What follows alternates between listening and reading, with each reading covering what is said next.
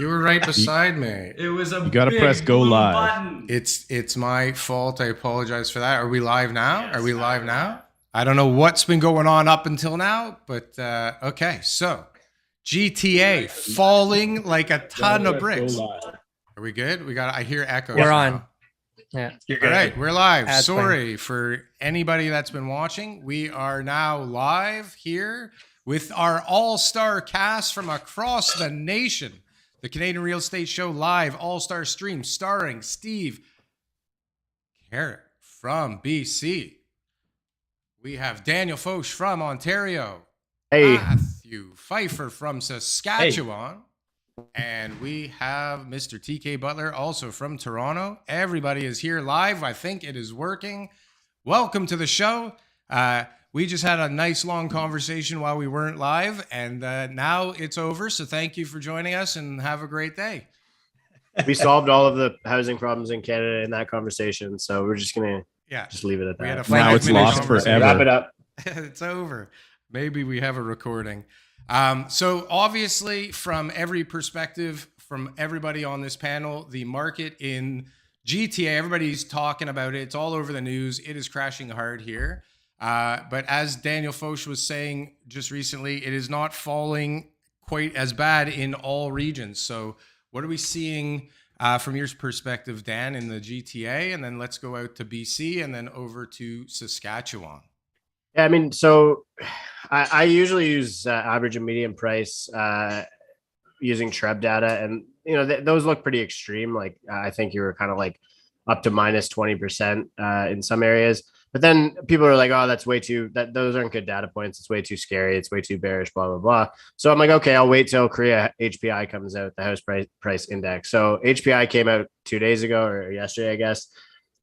We ran it through and it looks like, you know, the numbers are pretty damn close. Like I think we're down, you know, 10 at a minimum in the GTA or greater goal. Actually, I think -6, like Hamilton's holding up pretty well. But like so like 6% being like the bull case for a market in the GTA and 18% I think being the worst correction so far. And then across the country, you apply that HPI number as well. A couple of suburban markets and rural markets in BC experiencing the same thing. And then everywhere else in the country is up since the rate hiking cycle started, right? So and they're up like big, like you know, there's certain markets in Ontario. Windsor's up like 20% since the beginning of the year. Halifax is up like 20% since 18% since the beginning of the year. So I'm like looking at these markets, I'm like, hey guys, like I don't know if you want to see what happened here in Ontario, but this is what it looks like when we had those month-over-month growths. So yeah, let's see what happens. It's gonna be Dan, when you did your comparison numbers, did you also account for the changes Korea made to the HPI? The algorithm changed this month, so some of the numbers are a little wonky. Right. Okay. Yeah. So they could be maybe a little off. I'll talk to the guys. I don't run the numbers. Like I use the Habistat. I'm not sure if you've used their platform, but if you just go to the habistat.com, it's pretty sweet. They like, it's a data science platform for realtors. And their Canadian stats, like the HPI stuff is all free. So I'll ask them. I don't know if they've updated it. Yeah. Double check it because they recalibrated a bunch of stuff. And I know like my stuff that I've been running for the last 5-6 years in Toronto, the numbers all of a sudden didn't line up anymore. Right. You guys went down a little more, like we went up way more than should have type of thing because they recalibrated some stuff. Doesn't that seem fishy? Like the timing on like recalibrating the HPI? Like, isn't that terrible timing? They actually do it every single year. It's just, they should maybe talk about it more when they do it. Yeah. Right. It's like they usually always used to do year over year comparisons. And then all of a sudden, when it shows like a trend that they're trying to prove, they're like, let's look at the seasonally adjusted month over month numbers. Right. And they just shift it around. Right. Yeah. I mean, look, like respectfully to our trade boards and regulators, like one of their primary functions is to protect the role of realtors in the industry. And one of the easiest ways to do that is to create information asymmetry and put the truth behind the paywall of a realtor at 2.5%. So, you know, as much as they help us on the enterprise ability side, they don't help the consumer necessarily. And their existence isn't exactly. So it's funny, right? It's a good early segue to some stuff we're going to get into a little later. What's going on out west there, Mr. Steve?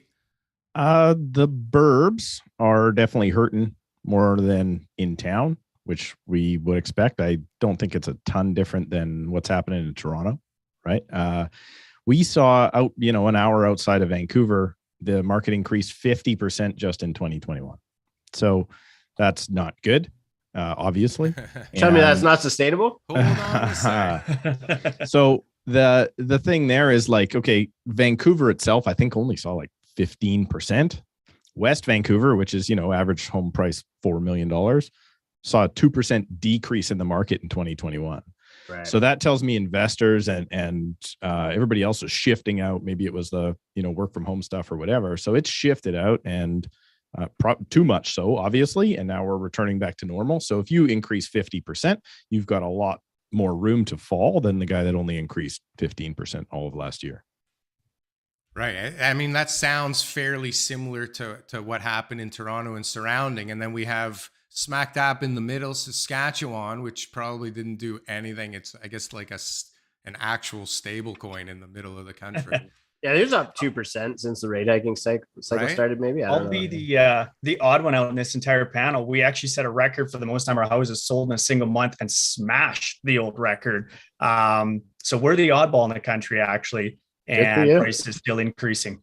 It's funny. I mean, makes sense though, right? Like if you're thinking about affordability, right? You're looking at, well, where, my interest rate's going up, where can I get more for my dollar?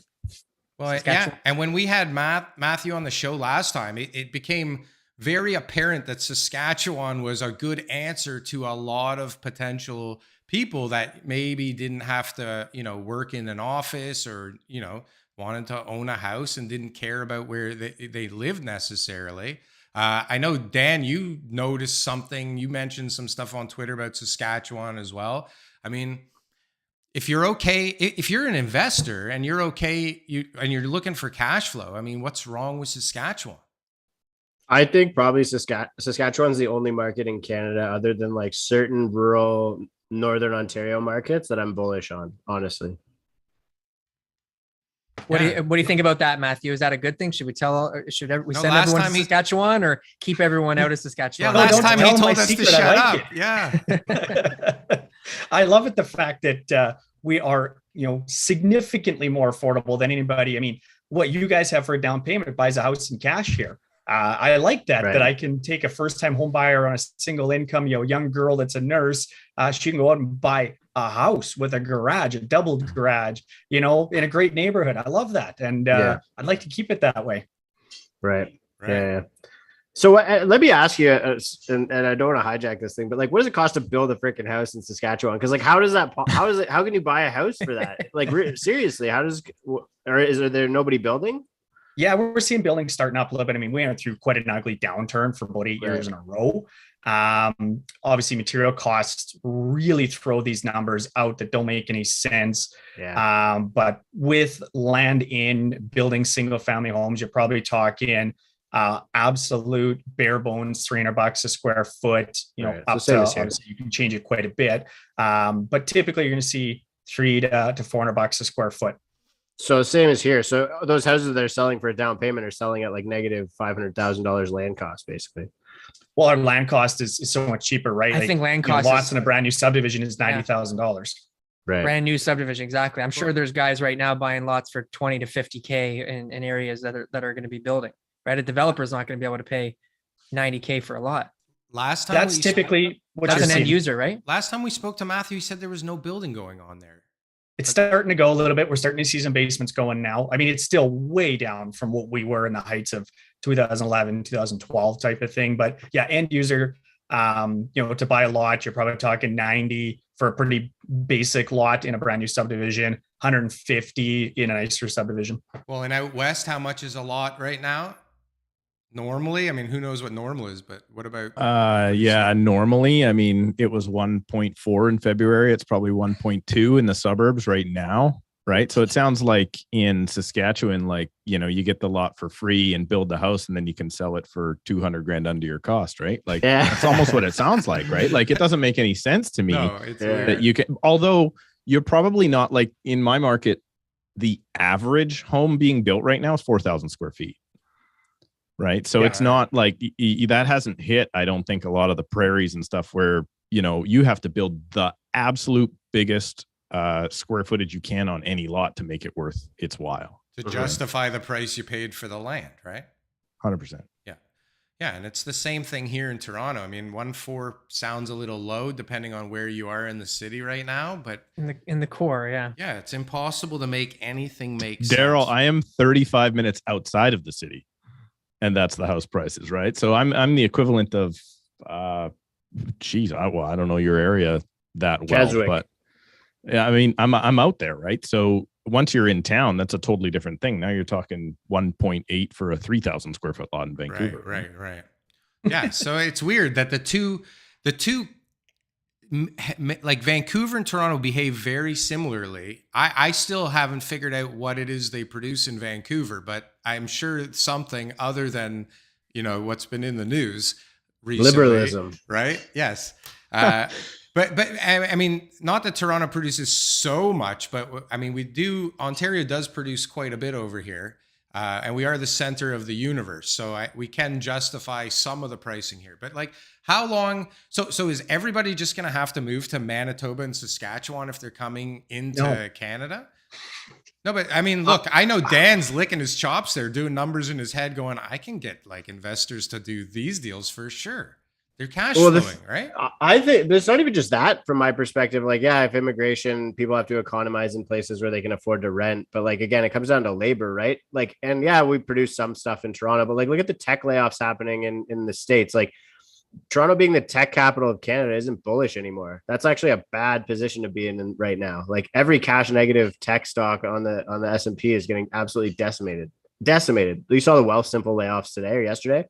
That's just the start, right? So, I mean, if we want to recover the Canadian economy, we have to diversify into real businesses, real ones, not ones that don't make money and get funded by idiot VCs for round after round after round and keep themselves afloat, and then eventually IPO and get funded by retail until they, you know what I mean? Like, yeah, we can't keep having Teslas and Wealthsimples and whatever, you know what I mean? So, what makes sense? We have commodity metals, we have natural resources, we have oil, we have wheat, we have prairies that are damn good for growing that nice fine ass food that everybody needs in the world right now, that apparently supply chains are eroding. So look, that's my bull case on that. That's why I like Saskatchewan, right? We've realized in the last 60 days that food and energy security are really, really important. And guess what? Saskatchewan produces a lot of food and energy. Well, yeah, and we talked about it last time, but you were telling us that they're kind of suppressing our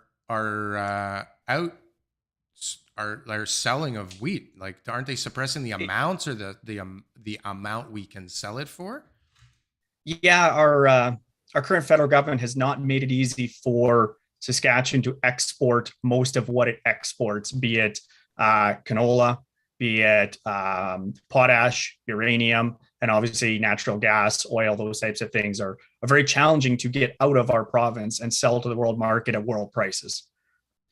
Yeah, but that might be a good thing in the respect that you look at China controlling 60% of global grain reserves, India shutting off exporting of grain, right? Like, I mean, it looks like the next round of economic warfare is the, mine phase of globalization. So, I mean, I'm pretty grateful to be in a resource rich country right now. And I'm still bullish on Saskatchewan.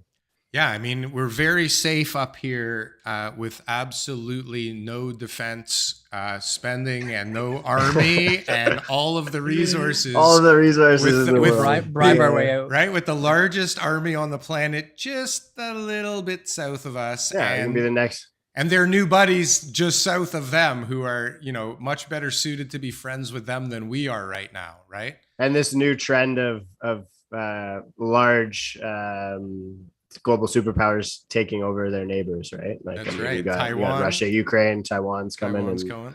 I you know what? I mean, if I think I'd actually rather be under U.S. political leadership than Canadian political leadership. So come on over. I guess, right? When that day comes, I don't think it's much of a fight. So the invasion, we've already all decided we're waving the white flags, right? Is that the outcome of this conversation? Look at this. We've all given up. We just already. sell Canada. We just did a real estate deal. That's we just right. sold Canada. How much did we sell it for per foot? Hey, Darryl, the one thing I wanted to touch on is I think we have to get it out of our mind.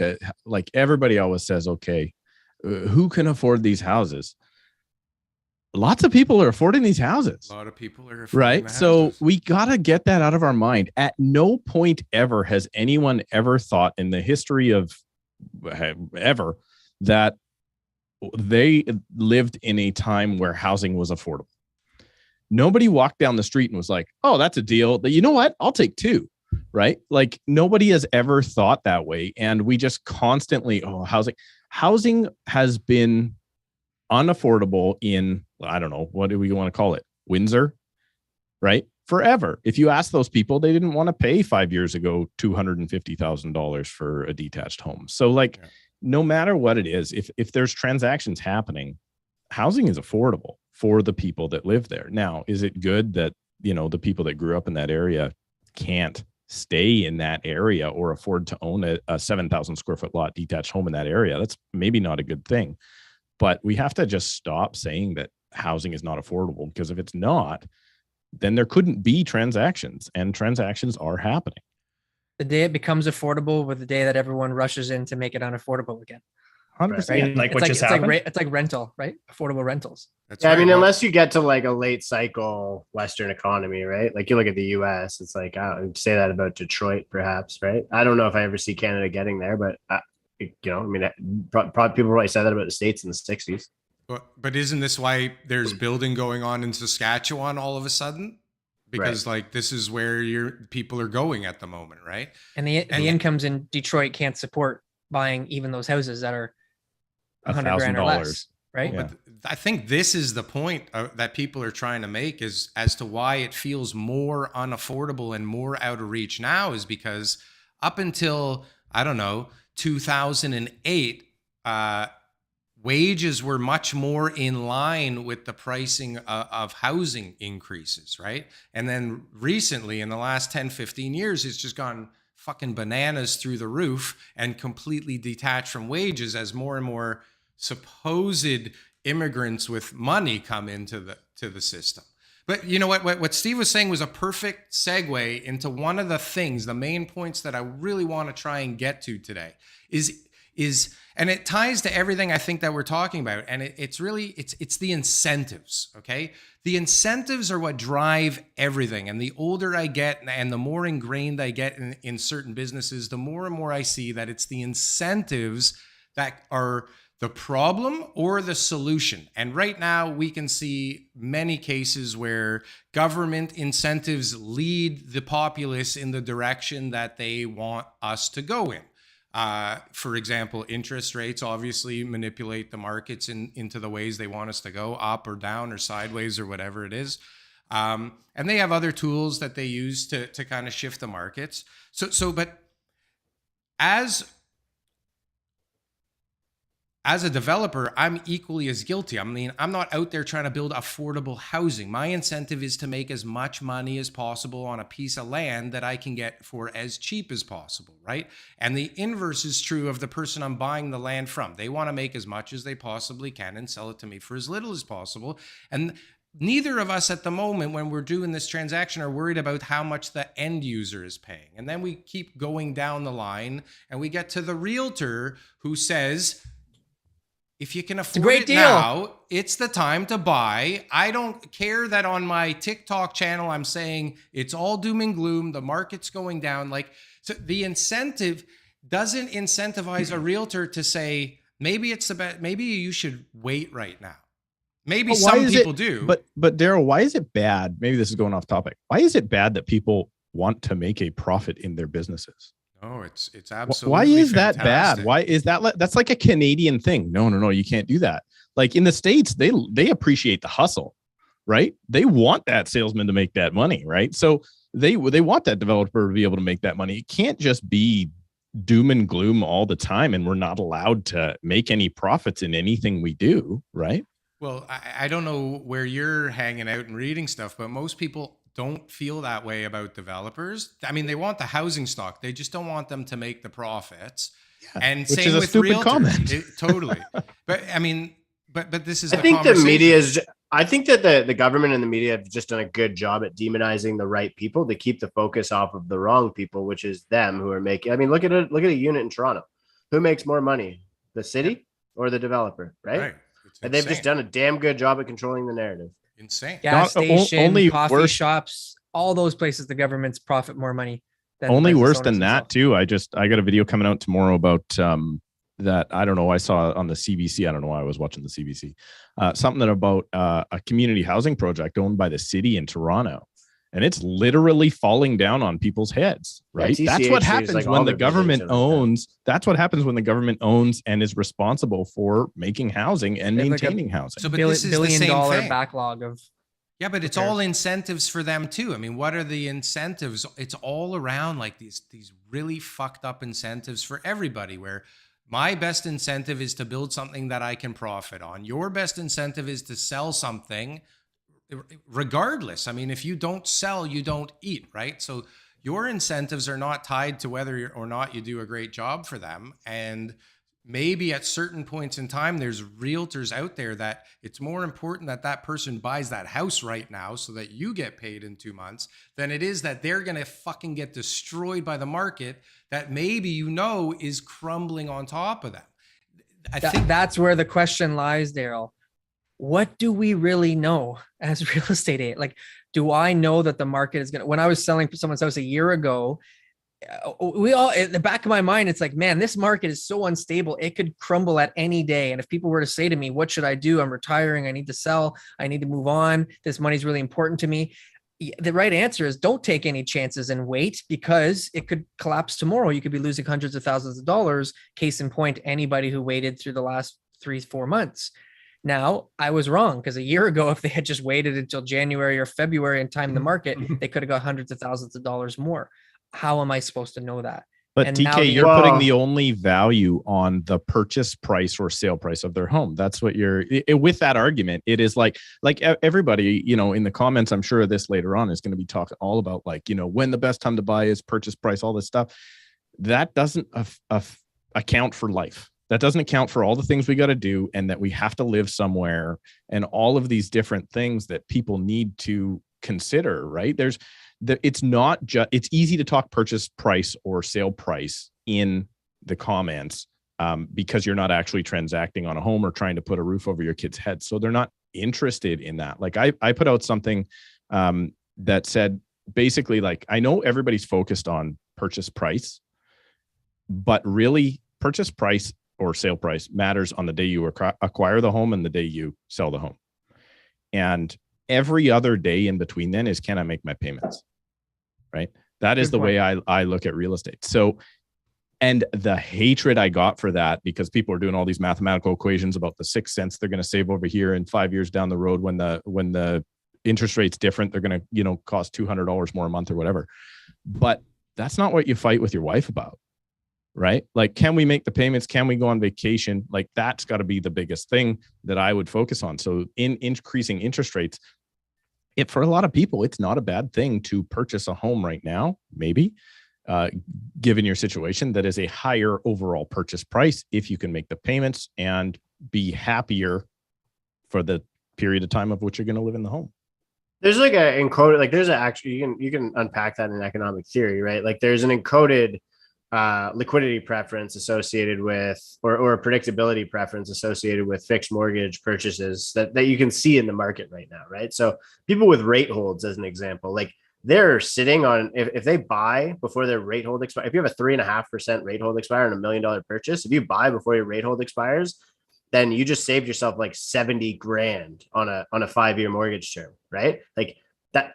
If prices are down more than 7, then your buying power has been reduced by that. Then, yeah, absolutely, that totally makes sense. So we know that 50% of the market buys with fixed mortgage rates, right? So 50% of the market right now is going to be racing against the clock just to buy with a better capital cost, because right now, at least in the GTA, prices are down more than capital costs should have put them down, right? Like we should only be down. Buying cars only been suppressed by like what, 10%, 15%, depending on your rate.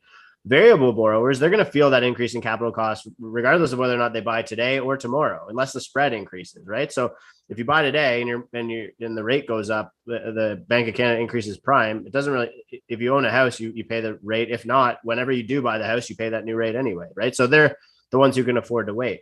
But people who choose the fixed side, they're paying the extra money, the difference, for certainty, right? They're attaching, and in a lot of cases, the spread again on $1 million, that's like $10,000, $20,000, $30,000, $50,000 on the average price of a home in the GTA, right? 50 grand for the certainty of knowing what your mortgage rate will be like for just 5 years. So yeah, I agree with what you're saying.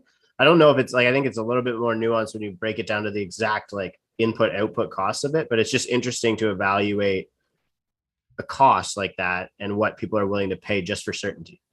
But no one comes to me and says, you know what, I'm going to move because I heard interest rates are really low. I don't need an extra bedroom. I don't need to move around the corner. I don't need because my job has changed. Just I heard interest rates were low, so let's just change up the houses. I want new neighbors. Right? Like there is always a fundamental need behind it. But there must have been people that wanted a pool all of a sudden, and they were like, okay, that's now I can afford to move where there's a pool and a big lot and a home office. Like there must have been a lot of that for a bit. But I guess that's a transitory event. Did you see though, people like opportunistically trying to time the market, like, or on the buy side, people are like, yeah, I want to buy because like I think prices are going to go up another 30% year over year. Or in like February, same thing I saw in like 2017, about a flood of opportunistic sellers, right? You do hear people saying, yeah, I want to sell right now because of my price, right? It's a rarity though. Right. Maybe it's a selection buying and selling in the same market. Yeah. And how many people have you ever met that have timed the market like perfectly, where they're like zero, right? This is how it's going to happen. This is what I'm going to do, and everything's going to. Doesn't stop them from trying though. Like it seems like a pretty common. I'm not saying it doesn't. Right? I had guys sell. I had a guy sell in early 2021, and he said principal residence tax is coming to Canada. Yeah. He had all these different things that were all the new media scare tactics of, I don't know if it was an election or something was coming up. And he was just like, I'm selling. And he sold. And I know for sure a year later, he would have got more money. But again, like, what am I supposed to do? Tell him like, there's no way that's going to happen. That's not, we focused on what it was. He wanted to get out of the house he no longer needed. It was a big house. He was single income, or no, he didn't have an income. Like there was a lot of different issues that he had going on. And it was like, now's the time to sell. But he was motivated more by, change that could be coming. And right? Matthew's sitting here going like, what are these guys talking about? What are they all worried about? Like, it's going to change your payment here like by $80 like a year. Who gives a shit? It's a little different here when, on the average house, a quarter point bump changes your payment $300 a year. So for us, interest rates, it's a very different conversation. Of course, the news, it scares the crap out of people. I have this conversation with my buyers every single day. So we sit down and we do the math on it. Again, very different situation here. And I go, okay, interest rates go up a quarter point. Here's what it costs you per year. And yeah, in our prices, it not that it's insignificant, it matters, but it matters a whole lot less than when you're borrowing $1 million plus. But I'm going to go out on a limb here, Matthew.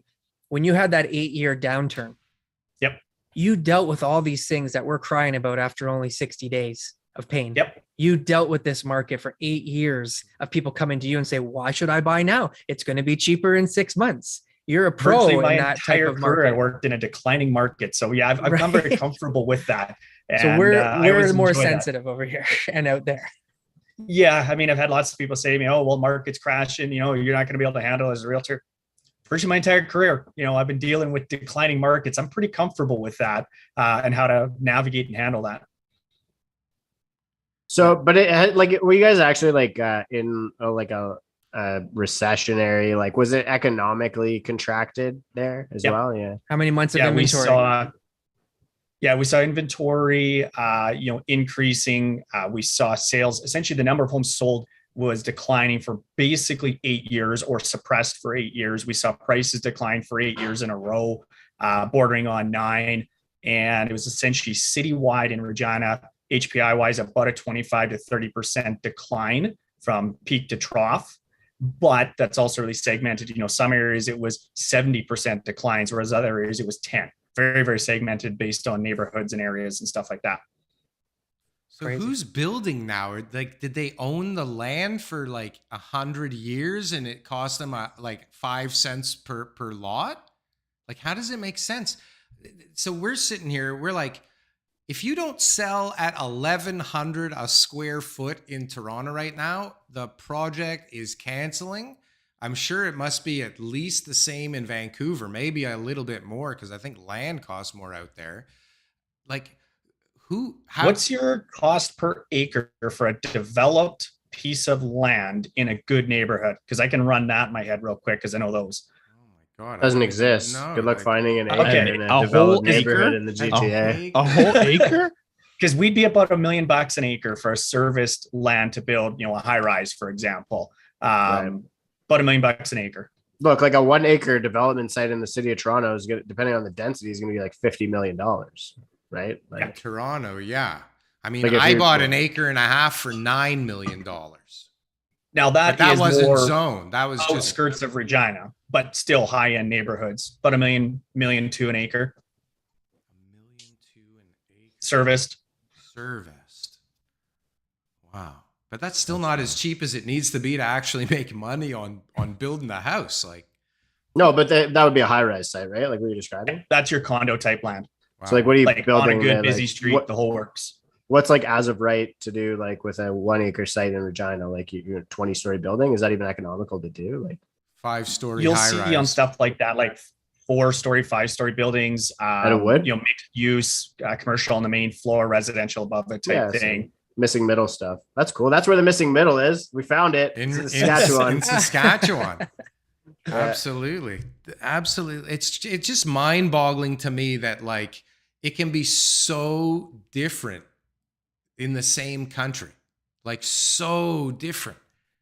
It's actually mind-boggling. So but getting back to incentives, I mean, there's got to be ways that they can incentivize developers other than like there has to be something they can do to get us to build things for cheaper, right? Get out of the way and stop taxing them. Like, but they own so much land. Why don't they give us land to work on? Or why don't like these crazy I'll tell you development what, you don't fees? want them to, man. Go look at the Sidewalks Lab project. That was the last time that the federal government gave land to somebody. It was a waste of money. Well, I mean, $2 billion site, and you would have every developer in the country would have been salivating to line up and knock that thing out of the park, and they give it to Google. well, yeah, they give it to Big Google's a Brother. good That's the house, problem, Google, yeah, exactly. right? Well, there you go. That's why you don't want them to give you land, and you don't want them involved in the supply pipeline at all, because all they do is just increase the bid, right? Like the government's inflationary. That's all they know how to Right. do. Okay, I'll throw a wild card out. City of Saskatoon owns all their development land. So when you're a developer, you actually have to buy it from the city of Saskatoon and then build on it to sell it to somebody else. They have a land bank and they acquire it all and sell it out. Yeah, I mean, there's got to be some kind of ways. But like, I really want to get to the heart of this incentive thing, because I mean, we see how can any of us, if the incentive is profit and it's like so hard to make money, to make ends meet and to have everything that you want to have today, how is it even possible for a realtor or a developer to just say like, no, I don't want to make money this year because it's a bad time for the clients? I think you need to have an economy that like runs like properly, right? Like I think in a proper like free market capitalistic economy would control for a lot of those challenges and incentives, right? Like we have a very oligopolistic market in Canada. So like you got like all of these utilities infrastructure companies as an example in Ontario. Like what, Darryl, when you're developing your site, how many companies can you call to do your earthworks? 5, right? Not even like, right. Yeah. And you want to go look, guys, like we're all in the real estate profession. You guys all with TELUS probably, right? If not, you're with Rogers, or you're with you know what I mean? Like you got 5 telcos to choose from. You got 6 banks to choose from. It's not until you actually start allowing, innovation to take place, which means bringing in other businesses to capitalize on this. And we have like a degree of protectionism around these different things, right? You're starting to see a lot of capital come from like foreign direct investment building projects in the greater Toronto area. but it's not at the scale. And that's why everybody's doing it on the development side, because that's the only place that they're really allowed to, right? Like we're not seeing Chinese companies that take pride in slapping up a skyscraper in a week doing that in Toronto, right? They would turn and head the other direction, right? Right. If that was their plan. Like a lot of architectural firms and different developers have come here from the States and they spend a couple of years in Toronto and go, I don't think so. Yeah, this isn't this how doesn't this work. isn't. Yeah, they were sold the wrong. I mean, and the guys who do well here, they've got 20, 30 years of land banks, right? Yeah. And they've already been working with the municipalities for 4 or 5 decades. So that there's an efficiency that it already exists, right? Yeah. And it's not going to change. They don't want it to change. Funded the campaigns of enough politicians to Right. be able to pull some strings when the time comes. Well, but if there's no solutions, then it's just going to be more of the same, right? Well, that, or like you end up with a late cycle, like shit housing economy, right? Like we end up like Germany or like at most of Europe, which I actually think is the outcome here, to be honest with you, at least in the GTA. I honestly think that's how it works. Like, and probably nationally, right? It's like we're late cycle. We're like, the US even being a good example, you can see some late cycle areas there. New York, renters economy, right? People, when they want to own, they move out of the city or they move to another part of the country. That's what's going to happen in Toronto. Everybody rents, and if they want to live, they want to own, they moved into Saskatchewan, or they inherit a house from their parents. Right. Like Frankfurt's like that, right? Young people rent, and that's good. It's economically productive. It actually is, because we're so fucking obsessed with housing in this country. Like the concentration of wealth in the primary residence is absolutely insane, right? So it allows people to start taking their capital and allocating into places that actually matter, not their own damn house. They put it into potash companies that they believe in Saskatchewan, or whatever, like regenerative agriculture or what, like cannabis, Luna, psychedelics, whatever. I love how you mentioned Frankfurt, Dan. Yeah, I was with someone today. They're visiting from like family visiting. They're from Germany, and Right. they were and the comment the girl made to me was so true. She said, "We're not ashamed of renting." Right. And in Canada, what it's it like the was. word. Yeah. But she said in North America, Yeah. you guys, if you don't own, it's like you haven't made it in life. And that's what she said. She says, all my friends renting, having flatmates, she said, is like, that's normal. And they live, man. They live. And she said, it's very known that you can be wealthier as a renter than you can be as an owner. Right. And they do their lifestyle and all that kind of stuff. No, but that's the thing, is it has to happen. That's how this ends. It is. We're just early, man. Like the reality is we're so young. Canada is such a young country. We're early, like we're just not late cycle yet. US is getting late cycle. Like they're just turning over into that renter's economy, high institutional ownership. Blackstone, everybody's freaking demonizing them because they're stealing everyone's houses and shit. Like it's just this is how it ends everywhere in the world. Yeah. Mm-hmm. They've said it, like literally. And this isn't even conspiracy shit. Like it just makes sense. It actually makes sense. Honestly, it has people to should be renters. Yeah. Human beings are not experienced enough. Like if you want specialization, proper Smithian economics, Adam Smith said specialization, division of labor. You don't have men who are masculine enough, honestly, in most cases, to manage a detached home. They're not good at it, right? Like I know dudes who don't know how to change a light bulb who work in the knowledge work sector, right? Like, and so that's fine, but this is how it, like the trajectory of capitalism ends, right? Yeah. This episode was brought to you by the World Economic Forum. The Great Reset is here, and we got you some will questions own nothing. in the you chat. will own We got nothing, some questions in the chat.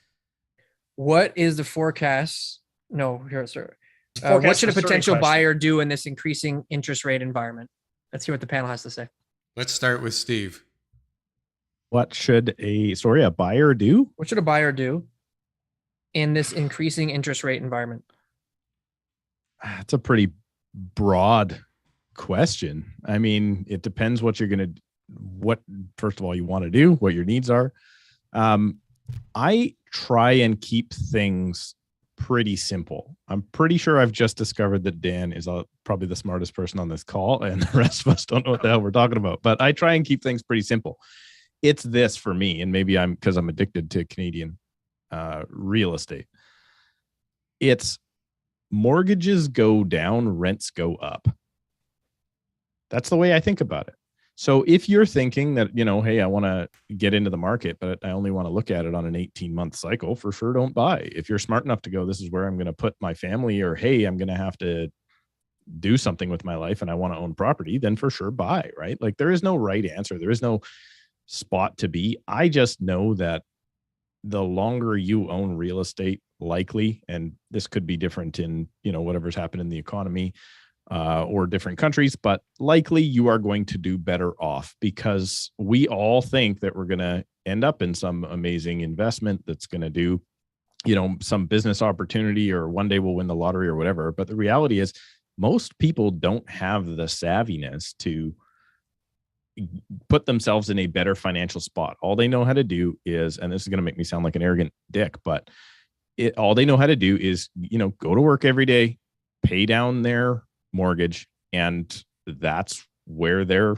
retirement's going to be, or that's where their wealth is going to come from. And I don't necessarily think that's a bad thing, because we can all be out there thinking that we're all, trying to figure out amazing way to make a ton of money. But thank goodness for those people, and thank goodness for everybody that goes to work every day, because that's what makes the economy go around, right?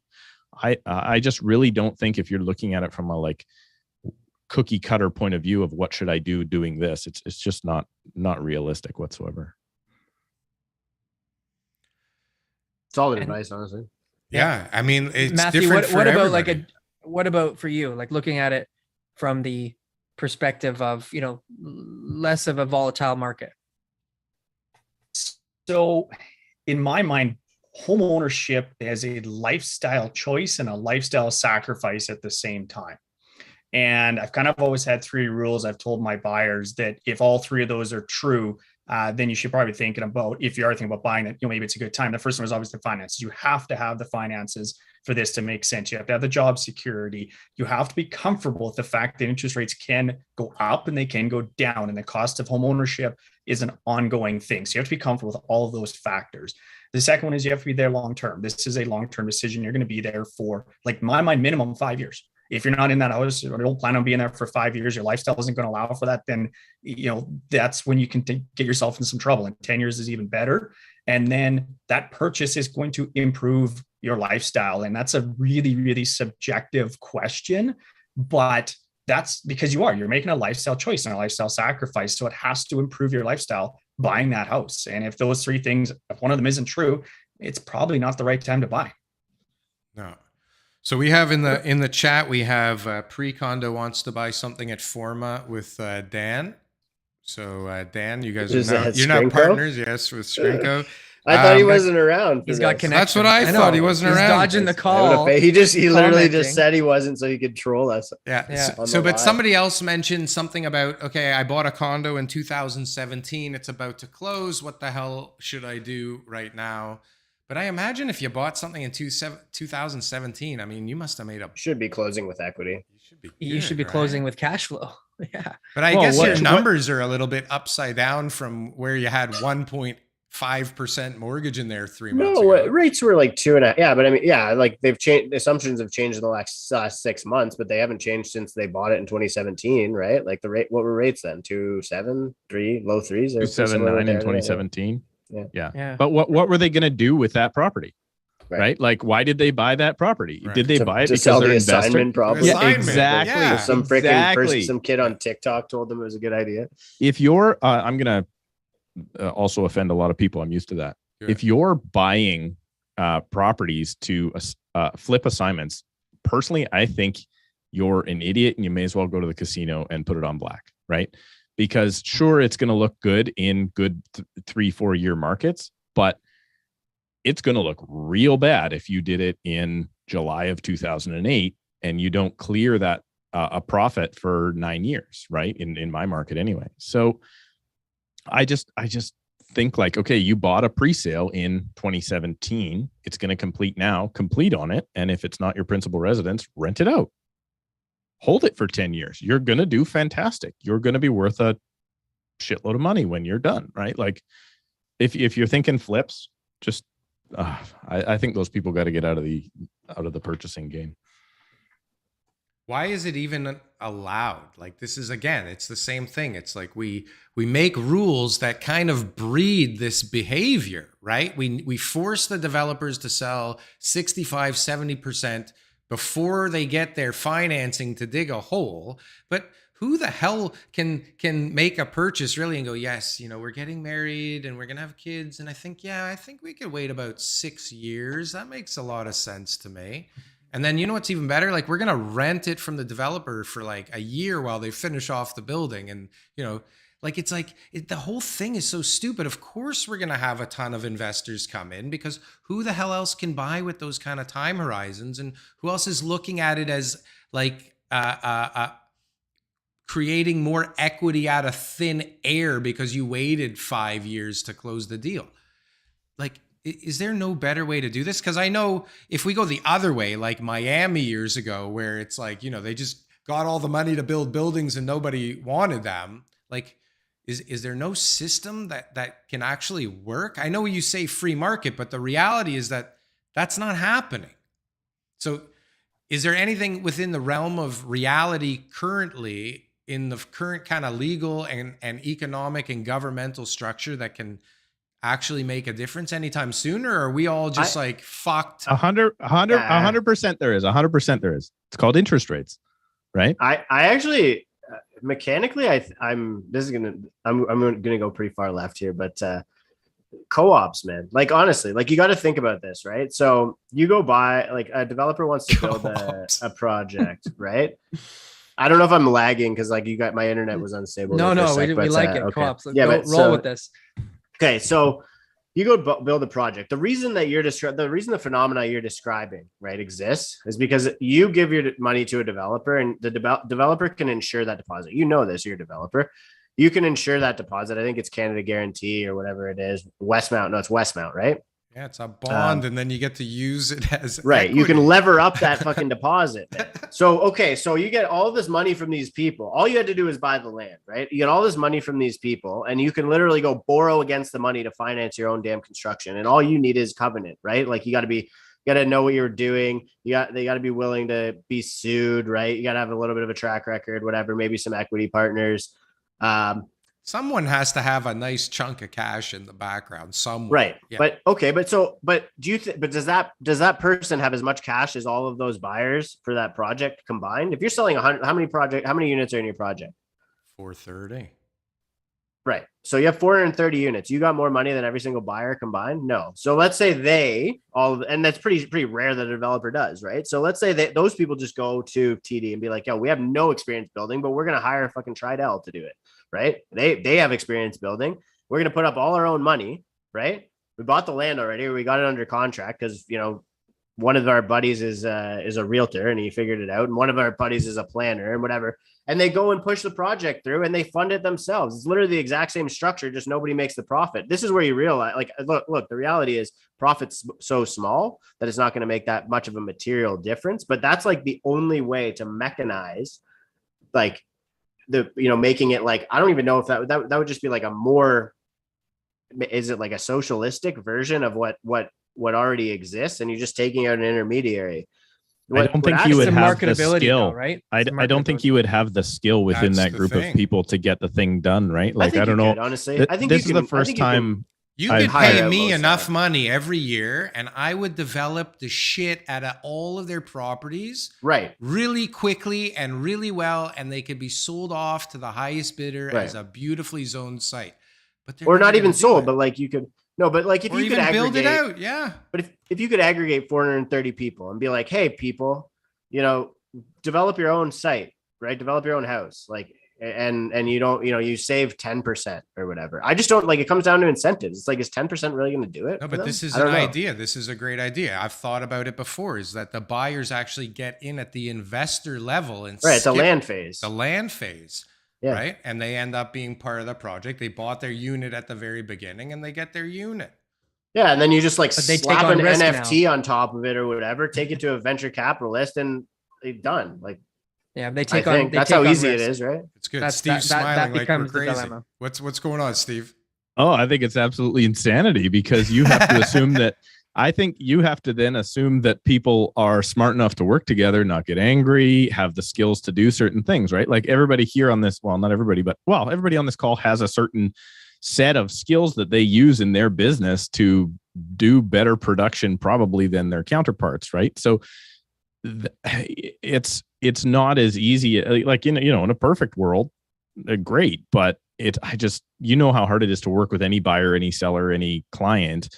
And now you're going to just randomly get, 40 neighbors together and they're going to, make a commune, and it's going to be a beautiful building. Mechanism. Like, like that's how it works right now with a developer. That's just like, it ends without, like you just have a proper contract to make sure that they can't get, like, that they're not even allowed to communicate with each other and nobody gives a shit what they want. Really, it's the exact same thing, right? The developer doesn't care what they want now. They're not going to care in this situation either. The objective here is to build housing, right? There's nobody at the end for them to negative Yelp review, because it's their own damn selves. Yeah, I just think if you like literally if you've ever done, any assembly and you're like, okay, those 15 neighbors that are together, just to get them to sell and sign on the dotted line is tough enough. Now go through construction with that, right? Like, it's just, I don't know. I just don't think it could be a beautiful thing if we could get it to work. But last time I agree. Checked, like, it's totally whimsical, but I think that's the only solution. Right? I actually do. I don't think that there is another solution out there. Other than like just accept that we're late cycle and let Blackstone come in and build PBR for everybody, honestly. And like, that's it. That's the end. Honestly, that's how it ends up being more efficient. But that's not the scenario that everybody's worried about. They're not coming in and building purpose-built rental. They're coming in and taking housing stock and converting it into multiple rental units. Yeah, I don't know. Like, look, I mean, Blackstone, I don't think like they're interested really in buying Canadian houses, detached homes. Honestly, I'd be very surprised if that was the case. Like, I believe them when they say they're not buying detached Canadian houses. It's just not like a good model, right? Like, I think Core was doing that well when it made sense, and it doesn't anymore. And they're duplexing stuff, right? Like, Blackstone's been involved with Starlight for a while, right? Like, which is like a large multifamily REIT. They've been involved with a bunch of Canadian REITs. Like, I don't know. I can't see them. Is Starlight in Saskatchewan or BC? No, I don't recognize the name at all. I don't think they are. No, if it's not on Bathurst, they're basically not interested. Unpopular opinion here, but I have nothing against REITs. I think they have a very good function, and they provide a lot of value for, for instance, apartment buildings or whatever for their 100%. Clients. And they're probably better off.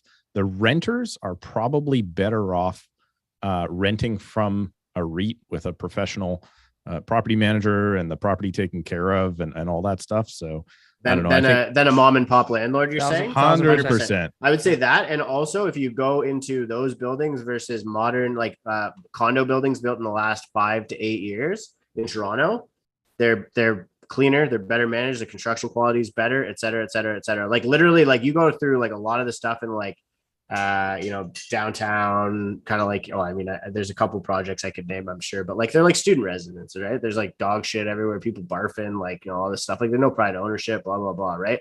I think that like, we're going to start to realize that there's value to institutional ownership, and a lot of it is to get rid of the absentee and inactive mom and pop landlords who were relying on speculation and value increase to make their money and don't give a shit about rent and tenants and whatever. Yeah. Well, okay. So, but this is realistic now. Okay. This is realistic where this is how it's going to have to be, because the reality is, unless you're willing to move to Saskatchewan or Manitoba or Northern Ontario or some hour and a half north of Vancouver, like, it's going to be really hard to hit that sweet spot with the interest rates rising, isn't it? They don't care. They just issue their own paper, right? They bond, or they'll raise. Like, that's what REITs do, right? So like, their cost of capital is nothing. But that's what I'm saying is, like, this is the reality that everybody's gonna have to get used to, is you're gonna have to fucking rent now. You're gonna have, if you want to live in the downtown core and you can't afford to buy, like, there's plenty of places to rent. But what's wrong with that? Nothing. That's the thing. It's everybody has to get their head around the fact that there's nothing wrong with it. That's it. Well, they sold people the Canadian dream of home ownership forever, and it's dead. Like, that's the end here. I love that Sprinkle came on. This is amazing. I can't make it. I have stuff to do. Oh, this is awesome. I have lots to sell. I hate being a salesman. I want to be a YouTuber, but I can't make it. He didn't get enough exposure in the comments section, so he's like, No, I was supposed to be selling Forma. Supposed to be selling Forma today, but it's a little quieter than I thought. Oh, so. isn't that a great boots on the ground insight? Let's go. What's going Tell on? us.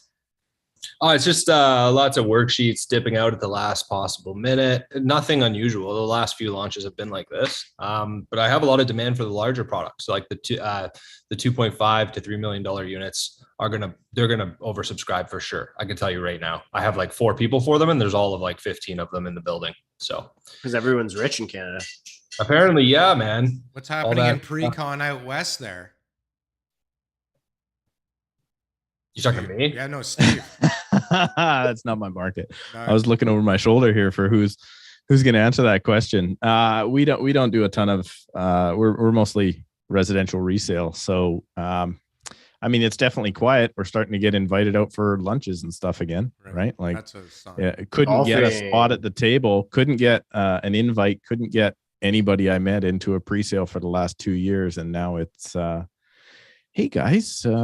Come on down. We'd love to show you around and buy you lunch. Yeah. Hey, Steve, guess what? You're a platinum agent now. I heard from somebody DM me that they heard from a pretty reliable source that a bunch of launches in Toronto had no worksheets, no units or whatever sold. I was like, what? That's how's that not news? What's launched even? Like there's I don't not know much that launched. Maybe not in Toronto, but maybe it was like GTA, some of the shittier projects. What about like that the kind of Hamilton fringe one? stuff. Is that the one we're talking about now? Is that Radio Hamilton? Arts. Oh yeah. What's going Yeah, on? Radio A lot of Arts. incentives. We did a few at Radio Arts. Hamilton is just lower price basis, right? So in Toronto, investors get excited about anything below 1,500 a foot. You can send any price list for anything in the GTA, and if it comes out at 1,100 a foot, in Toronto, investors are interested, regardless of what the cash flow looks like. So, yeah. So it's just Nice. price points. So what? So now we're like $899 is the new $499. Like where is it? Where's the sweet spot right now? Where do people pounce?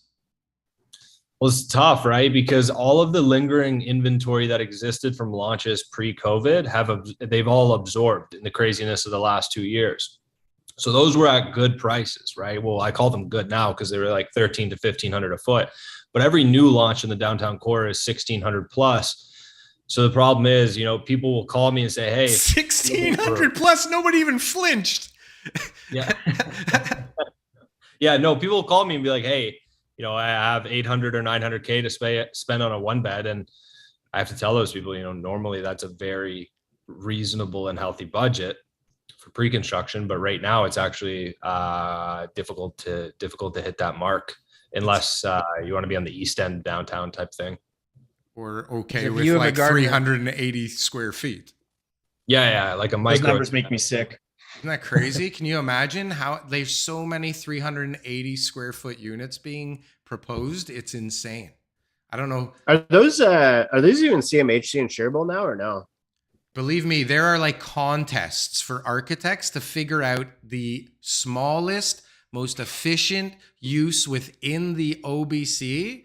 It's insane. And like now, look, a new condo, you can put a sliding door that's made out of glass that's frosted. Call it a bedroom? And call it a bedroom now, right? I actually think that's a good thing, though, to be honest with you. Like, I actually think like Canadians need to learn to live more minimally, honestly. Like, you look at census data, the fastest growing household size in Canada is 1, right? Like new household formation is low, right? You got, this is our product mix right now. It's 4,000 square foot McMansions that ultimately end up becoming boarding houses or rooming houses or occupied by people who are like further along on the housing ladder. And then what you're describing, right? Again, we're talking about the missing middle, which Jordan, we found it, by the way, it's in Saskatchewan, but like I'm telling everyone.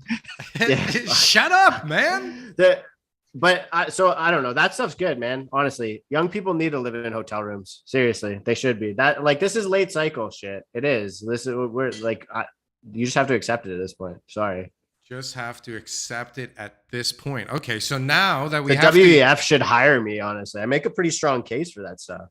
when he stands up, you'll see the logo on his T-shirt at the end of the episode. Build back better. Whatever they're saying. In his I 5,000 think square it's foot Builder house. Bird. Yeah. Yeah, in his farm. Did you see the picture of his backyard? It's like only 8 acres. So hold on a sec. Okay, so the U.S. raises 75 basis points. What's happening next here? Are we having a 75-point hammer, a 50-point hammer? What the hell's this next You rate pick hike gonna one. do? Currency crisis or 75 bips. You pick one. What's gonna Doesn't be? matter. We're screwed either way, But man. what's gonna be? It's not a good month ahead. Not a good month ahead. So I mean, we're seeing things slowing, and so what we're seeing now is it from even the rate hikes, or are we seeing stuff that's coming out of the wash from 4, 6 months, 8 months, a year ago now? Talking to No, the I wrong think guy here. rephrase the question. I think it is. Can you rephrase the question? Okay. Yeah. Well, I just didn't want to hog the mic, but Well, I'm sure anybody on this panel has answered this question off camera before.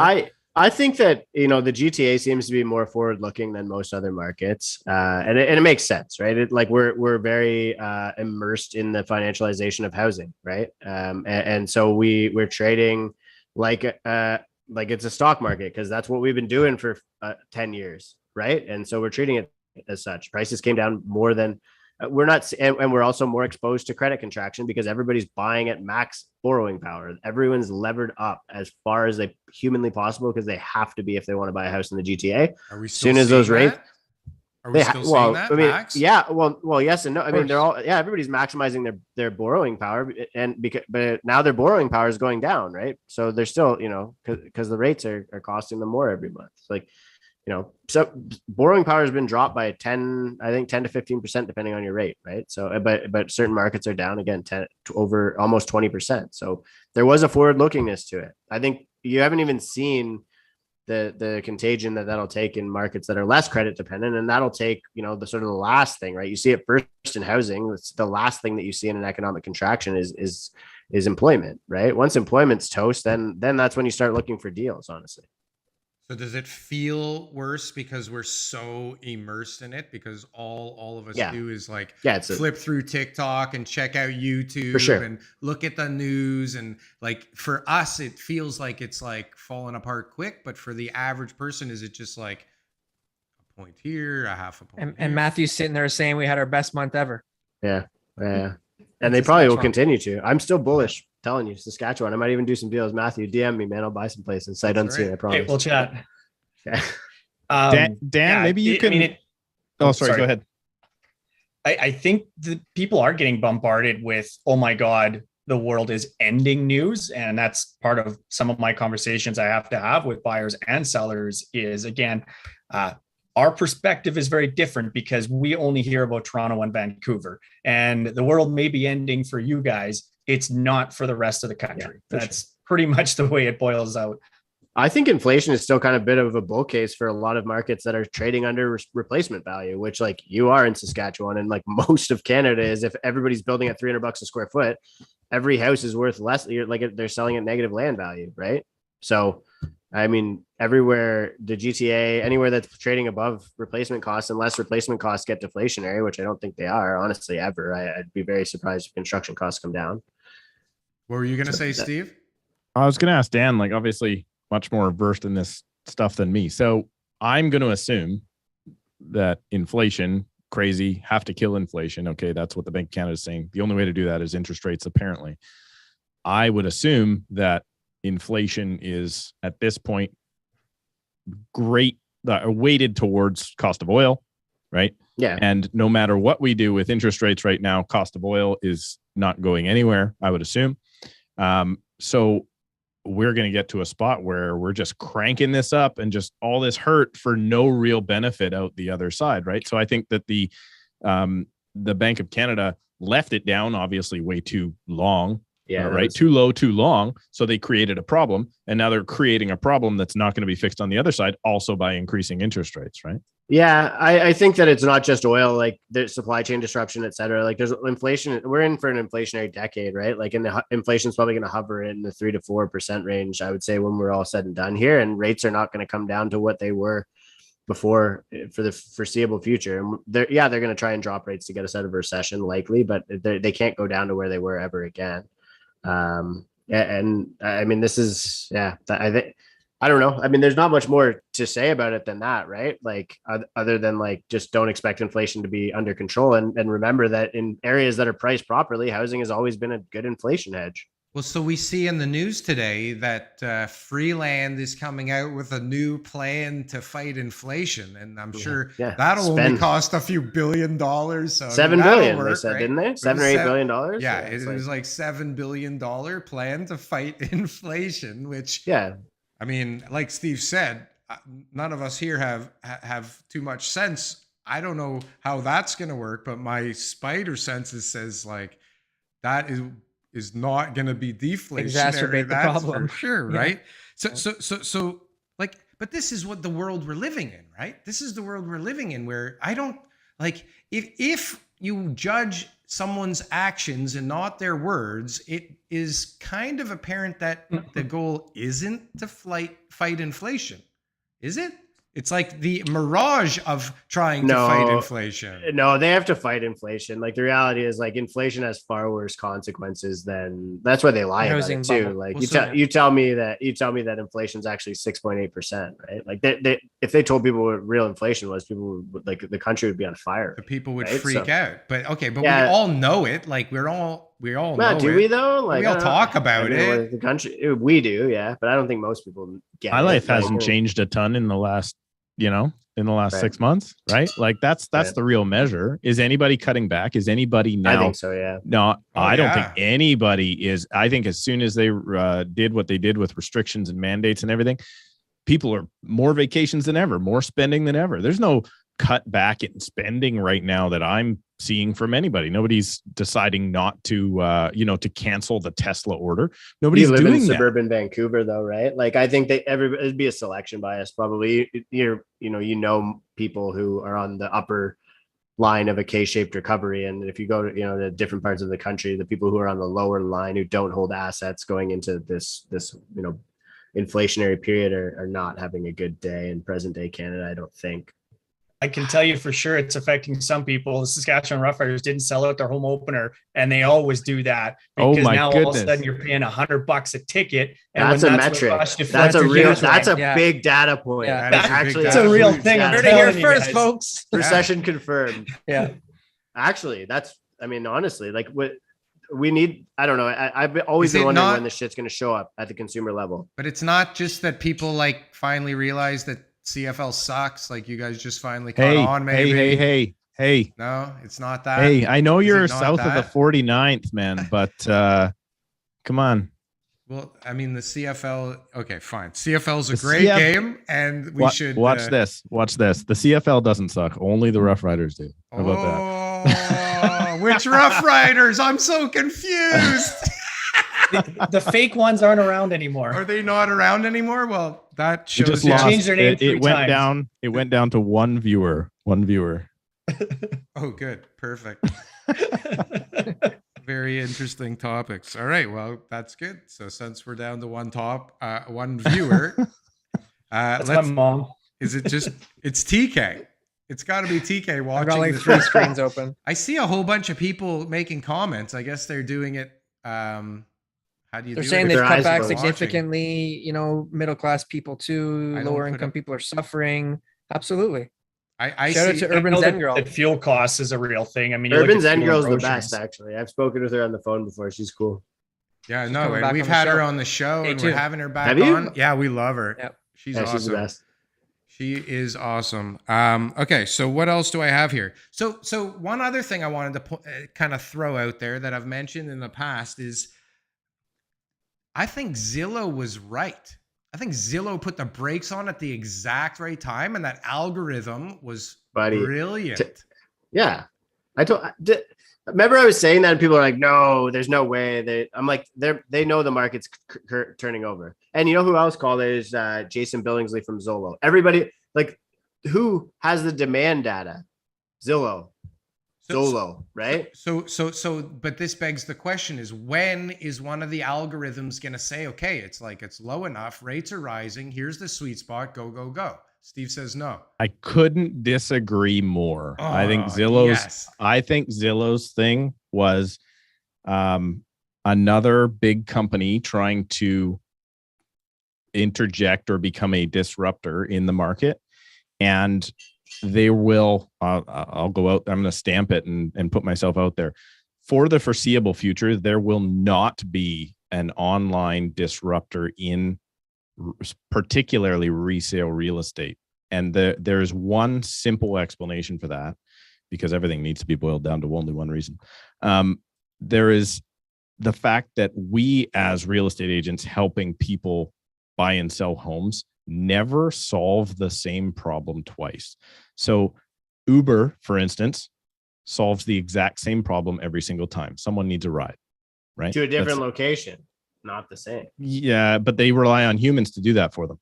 So it is the same problem. I need a ride from here to there and I can plot it on a map. It's the exact same problem every single time. Reselling a home in a different city with a different zoning, with a different condition, with a roof that was replaced once, but maybe it was actually twice, or a hot water tank, that it's never the same problem. And that is why I believe Zillow likely realized how hard it was to make a profit on flipping and whatever it was they were doing. And I think that's why they bowed out of the market. I would agree in your market, but I would rather buy a house from a computer than 90% of the agents in the GTA. That's like 100%. 60,000 That is people. You're being generous. That's that over is not a 60,000 good people. That is not a good measure of Zillow, but maybe a negative measure of otherwise. I would rather buy a house from a wrong computer than 90% of agents in the GTA. Honestly, I'll throw two comments in. One, we should get answers on the questions in the comments there, but also two, when you've got only 2% of the agents in the GTA that sell a house a month, they're probably not getting a lot of experience doing it. Yeah, right. 100%. It's true. And that's the failure 51% sell one house or less. Keeping good agents on board and getting rid of the fluff. Right. The brokers are going to have to kind of ring in their realtors that are out there on social media sooner than later too. Nine out of 10 brokerages are simply head counting to meet cap. Yep. That's all they care about. Very low margin business. I would never blame the brokers. Yeah, we can't blame them. They need to get as many agents on their side as possible. But this is an incentive problem again. It's like one after the other. It's constantly just incentivizing the market up into ridiculous territory by ridiculous people. Brokerages work this way, Darryl, though. It's every agent on this call right now likely nets more than their entire brokerage does as a business by the end of the year, right? Like that is the downside. And like here in BC, they're starting to say, okay, well, we're going to have one broker for every 50 agents. Well, cool. We're only about 750 brokers short then, right? Like it's just not going to be something that's fixed, unfortunately. Moving forward, there's no real value in it anymore, unfortunately. So well, I mean, how is it possible to end up with a good salesperson when the market is so thinned out? Like, how are people supposed to make these decisions? And then on top of it, it's very confusing to most people when they go onto social media and they believe some nice guy on a video, and next thing you know, they're in some kind of like upside down mortgage with weird penalties, and they bought some shitty house somewhere. And I know it's not the realtor's fault, but like we're saying some people are saying in one breath, like the realtors are just transactional. They're only here to facilitate a transaction, but then they're also on TikTok going like, buy now if you can afford to buy. This is the right time. The market's going to go up. The longest it's been suppressed is 13 years, since 89 to 92. Like, just jump in and like, well, I'll figure it out. It's cool. There's something, Darryl, that's about to happen in this industry, and that is with a retiring group of agents ahead of me, let's say 55 to 70-year-old agents right now, this industry is about to lose more skill than it has left as about being an agent. Now, honestly, I 100% believe that. Like when I came into the business, I started under a mentor, and I mentored under him for 10 plus years before I actually ended up taking over the team. And I'm seeing people publicly like just doing stuff. I'm like, what is going on? Like they've got no training whatsoever. I mean, they hand you your real estate license and they're like, cool, go. Right? Like, I actually think what you're describing is the biggest opportunity in the market right now. for 100%. realtors. 100%. Like buying books off of old timers, because most of them, I actually would argue that they're not going to retire because most agents can't afford to because they suck at financial planning, and the best shot they have is their EXP stocks or whatever. But I think if somebody could buy those books off of agents at scale, and that'd be like a huge opportunity. Huge. It is an amazing opportunity. I've bought now 2 books. Right. And you are right. Agents don't generally. What do you pay? 25% residual? There is one is still working. The other one is mostly out, but it's on a referral. A referral with a time and a price cap. Nice. I would do that. Give me a shout. I'd love to like get an idea for how you structured that and stuff, because like something I've been thinking about doing that. It is a massive idea. source of business. But I just it's think like a roll up, right, Darryl? Like sorry to interrupt you there, but like you roll it up, like you slap some tech on it, right? Like into like, you know, I agree with you that tech will never fully replace an agent, but you have like a bunch of shit agents, like these like modern TikTok, like people who have no skill, right? You put good automation systems in behind them. You go start buying books off of old timers who have real relationship businesses built. And then these kids just like slide right in. You know, you're calling everybody who's this person's past client. Hey, so-and-so just joined my new like tech enabled brokerage or whatever. I'm surprised nobody's done it yet, honestly. But. Nobody has done it yet, my friend, but it's coming. You want to roll up old timer brokerages? I'm super down, man. Yeah, let's go. I got the software cooking in the background already to do this. Okay, let's go. Okay, so hold on. You got me all excited and you derailed me. So okay. By the way, we have like 80 people watching right now. So Steve, I don't know what you're looking at, but we have 83 concurrent viewers. This thing is on fire. Okay. It was the questions there that we probably missed. We should check. There's those a out. million. I can't even keep up with them. Steve's the real host right now, actually. Or sorry, Matt's the real host right now, actually. Absolutely. He's like, get to those questions. We're making deals here on the show. He wants to get some questions out. Okay, I have a question for you guys. What are the best sales strategies, not for right now, for where we are at in the market? So we've gone from like, you just have to have a listing, you put it up, there's a bidding war, you sell everything, to now maybe those aren't working so well. I think it's a good idea to price it right. Pricing it right is like all of a sudden a good strategy, which is interesting in and of itself. What's the next strategy when it gets worse, when the 75-point hammer comes down again next month, when there's more blood in the streets, when there's more inventory out there? What's the next best strategy for people to think about right now, if they're thinking about maybe waiting a bit to see what happens in a couple months? Which, does anybody think it will get better in the next couple months? Are you talking about from an agent's point of view or from an end user's point of view? Well, I think for an agent to suggest to the end user as this strategy to sell their home. That's what I'm asking. So, you know, you guys, I imagine in your presentations, you say, I think this is the best way to do this, and it's based on this, this, and this, and this is the best strategy to get you top dollar for your house. What's it going to be in 3 months from now? I don't even do listing presentations, man. Oh, sorry. I wasn't asking Mr. Foch.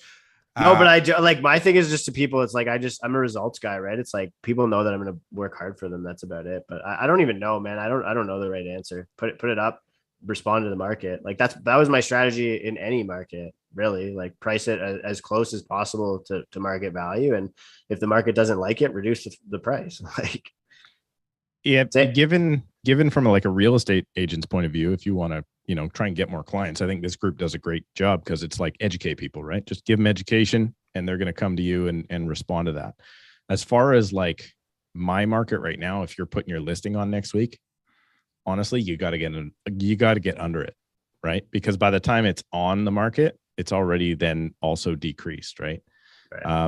One of my partners uses this analogy from 1982, again, when, you know, he got into the business, which is you can't catch a ball unless you get under it, right? Because a falling ball right now, which is what we're getting, you got to get your mitt underneath of it. So if you are the guy that prices at the last price, you're not selling now. Chasing. Right? You're chasing it down. Then in 21 days, when you're like, oh man, I really should have listened to you. Let's go to that price. Well, that price is now gone. Right. You got to get under that. Well, so you got to get under it. Yeah. So how do you get under it? When you like when Underpricing, I guess. I don't know. I mean, I don't know that. Like, I would price at market typically, but yeah, I mean, I agree with what you're saying, right? but that involves a client like going along with the plan, right? Like they have to Right. go I can like, give oh you a yeah, real you're world right. example. What's that? I can give you a real world example do because it. I've been through this before. I know what it's all about. Yeah. I had a young guy that was trying to sell a condo in our market. That was a really, really tough thing to get sold a few years ago, was a condo. And I came into him and I said, look, here is what has been selling. You can throw it in the garbage. It doesn't matter anymore. Here's what your competition is today. Here's what people are priced at. And here's where we need to be priced at based on what's going on in the market and what your competition is. And he said, okay, great. But I want this, or I need this out. And guess what? The market does not care what you want. They don't care what you need. And so we priced it here where he wanted to be, and the market was here. And then in a couple of weeks, okay, he says we should price reduce. Finally, we agree. Okay, so we go down here, but the market's here. And we did this about 3 or 4 times, and it got us to about 4 months, 5 months down the road. And he finally just said, I'm sick of this. What do I got to do? And I was, if you listen the first time, this is where you need to be. Had he sold it at the price point that I told him we needed to be at in the first place, he probably had 5 to 8% more in his pocket. Right. But he didn't listen. That being said, when we got to the point where he accepted this is what the market's doing, we got it sold. And that same condo a few years later was selling for probably 15 to 20% less. So sitting on it wasn't doing him any good. Getting out of it was in that case. And so it's just one of those things where, you can't catch a falling ball from on top. You got to be underneath of it. And you've got to know as an agent, and you've got to be able to educate your sellers, what is going on? What's the direction of the market? And it's not just what's sold, but also what the competition is. Condos are easy because there's going to be 10 more like it. So what's the competition going to do? They're going to look for the lowest price. And if you're unfortunately in a condo, not the lowest price, you're probably in trouble unless your condo is really special. Right. So everybody, I guess, is just going through the downscaling kind of numbers where it's like, as the price goes like this, right? And the interest goes like this is where you're at. Like, is that every single conversation right now? Yeah, it's basically. A lot. So. It's a lot. Yeah. So look, like, man, we're like, it's like crickets out there. Like I think we got like 4 or 5 listings and like they're not getting even showings, right? Like we're getting like 2, 3 showings. Like the market's like dead. Like there, and the ones that are, there's like the odd beauty pageant stuff that if you can present it well and underprice it super severely, right? Like I'd say there's a little bit of activity, but like you're still hearing about bidding wars of like 14 offers, whatever, 4 offers in the GTA, but the house was underpriced by like freaking 200 grand, 500 grand, whatever. Right. And it was like a very unique product for that price range or whatever. Here's a strategy you can think of for a listing too, right? This is an easy way to explain it to people so everybody can kind of picture it in their head. If you are now a resale property and you have like, I don't know, let's say there's 10 comparables because there's on your street, there's a lot of houses for sale now. Well, you have to stack those up and you just have to think about it as like, okay, if there's only going to be one sale this month, we have to make sure we're that sale, right? Because there's only going to be one sale. Yeah. So in order to do that, we have to be in first place in order to win this month's race of getting your property sold. So if you look at that list and you're not the one that's getting the book showings, so let's say the top 3 of those 10 are going to get showings, the other ones are going to get nothing, right? And then one of those 3 might actually, so now you have to be the best out of these 10 people and you have to be the best out of those top 3 to get sold. So if you can objectively look at that with your comparable listings, you have to be, and unfortunately, most of the time that's price, right? It's not always price, but most of the time that's price. So you have to look at those comparable listings that you're trying to sell against. And that's kind of where Matt was saying, like, it doesn't matter what sold 3 months ago because unless you get a time machine, we're not going back there, right? So we got to now look, okay, where's the market headed and what is our competition doing? And we have to be the best of the competition.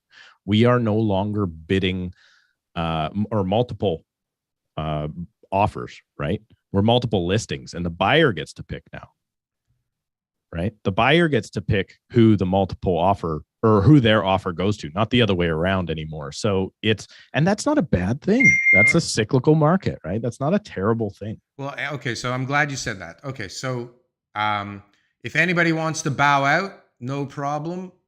Sayonara. Thank you so much for being here. If you want to stick around, we appreciate it. What was I going to just ask you guys? Do we want to talk about what a buyer needs to know in a declining market?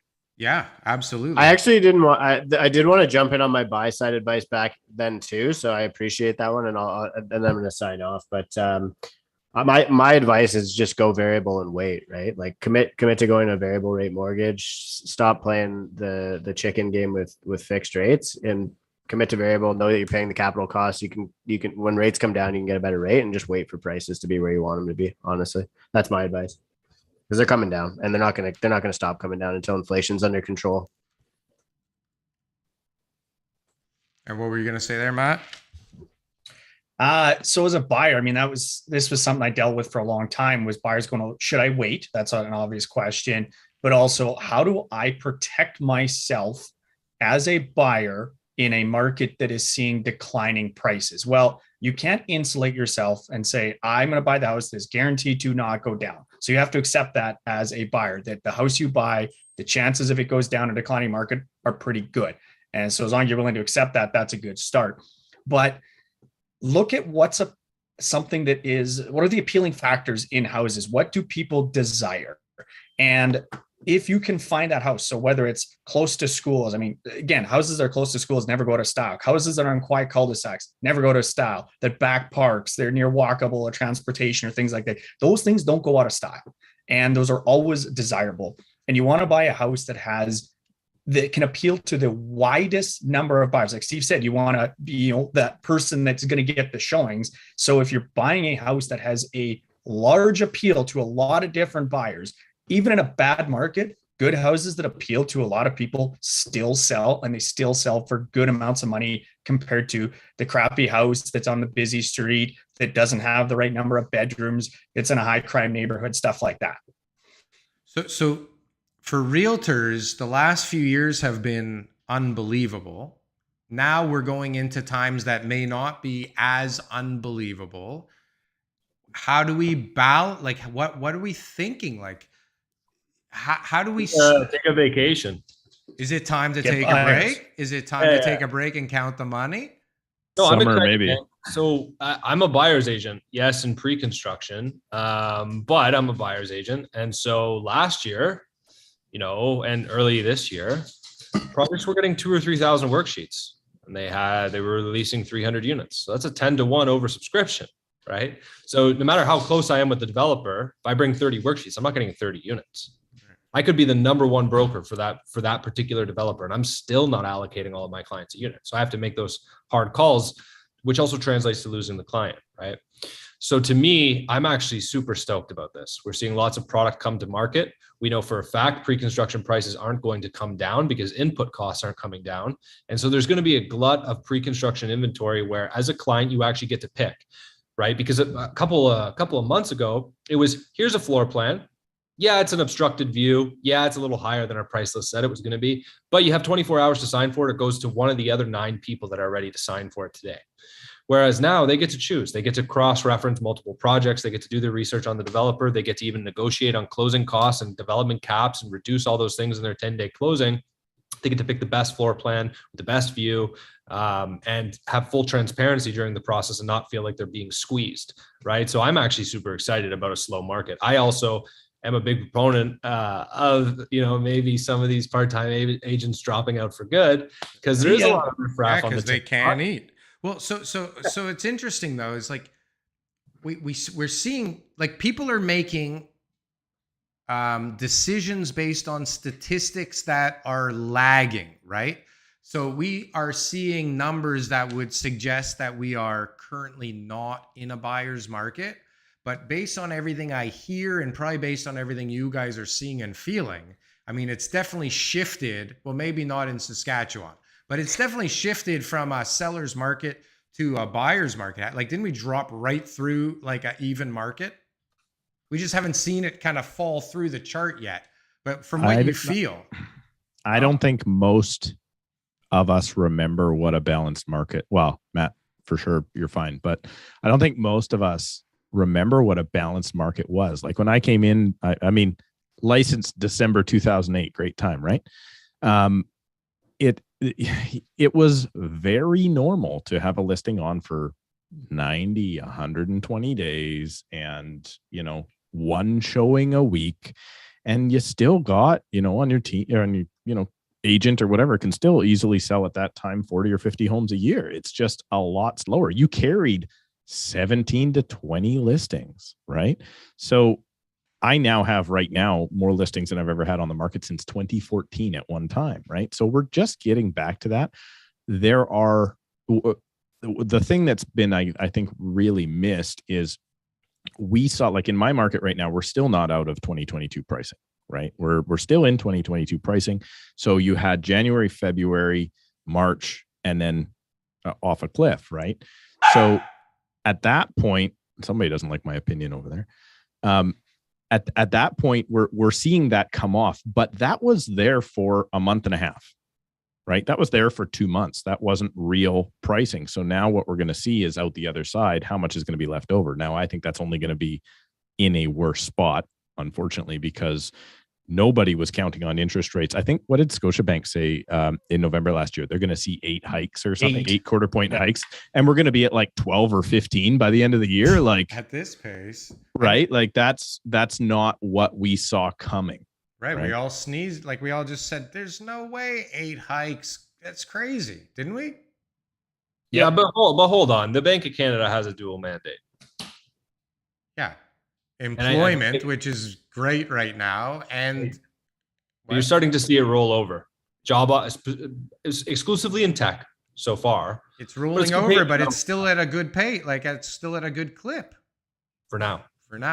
Well, that's what I'm getting at is we're basing shit on stats from months ago that we haven't even really felt the impact of things that have happened. And I mean, what's the rule of thumb for when interest rates really hit the economy? When do we really feel it? 6 months later, a year later? Like we haven't felt anything yet. And now as people's inventories have just grown like crazy and everybody's got more than they can sell, the supply chains are all fucked up again and they're not getting better anytime soon. Listen, guys, this has been amazing. I appreciate everybody's time. It has been almost an hour and 45 minutes. So thank you so much for sticking around. We really appreciate it. We'll have to do this again sometime. Everybody, you can check out Mr. Steve on multiple channels, the Steve Karrash channel on YouTube, also the Tom Story Show starring Steve Karrash. That's amazing. And the Bald Prairie Real Estate, check out Matthew Pfeifer. His channel is amazing as well. And then we have Mr. Jordan Skrinko from the Jordan Skrinko Show, or the Pre-Condo Show, or whatever we're calling it. But he is a YouTuber. He does not sell real estate. And me, Darryl Frankfort, I'm from who knows where and who knows why. Thanks.